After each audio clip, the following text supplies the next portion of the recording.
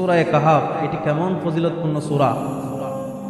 আজকের জুমার দিনে কেউ যদি সূরা কাহাফ পাঠ করে, তাহলে মৃত্যুর পর থেকে ফজিলত এমনভাবে দিচ্ছেন, শুরু মৃত্যুর পর থেকে, কবরের শুরু থেকে কিয়ামতের আগ পর্যন্ত সে মাহফুজ থাকবে। এবং দ্বিতীয় নম্বর ফজিলত যেটা দিয়েছেন, সূরা কাহাফের শেষের 10 আয়াত, পুরো পড়তে হবে না, সূরা কাহাফের শেষের 10 আয়াত যারা পাঠ করবে জুমার দিনে সূরা কাহাফের শেষের 10 আয়াত যে পাঠ করবে, তাহলে আখিরি জামানার যত প্রকারের ফিতনা রয়েছে, এমনকি দাজ্জালের ফিতনার চেয়ে বড় ফিতনা দুনিয়ার জমিন আর হবে না। দাজ্জালের ফিতনা থেকেও ওই বান্দা মাহফুজ থাকবে।